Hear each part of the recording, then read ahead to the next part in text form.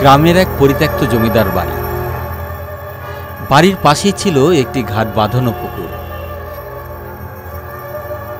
এই বাড়িটির পাশ দিয়ে একটি রাস্তা ছিল, যার পাশ দিয়ে দিনের বেলায় কেউ যাতায়াত করতে সাহস পায় না।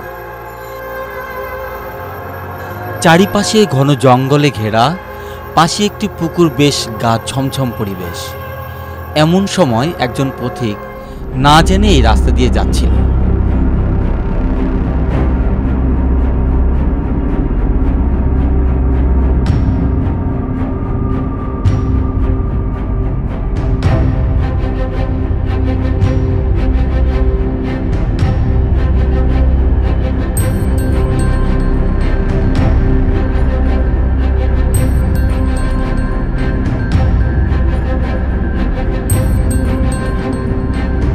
তাকে দুই ছিনতাইকারী আটক করল।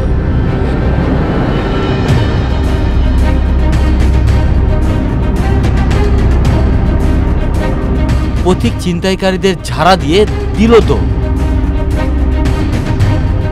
তার গতির সঙ্গে ছিনতাইকারীরা কিছু বুঝে উঠতে পারল না। ছিনতাইকারী হতবাক হয়ে দাঁড়িয়ে রইল। ছিনতাইকারীরা একে অপরকে দেখে মাথা নেড়ে বুঝতে পারল তাদের পরিকল্পনা এবার ব্যর্থ।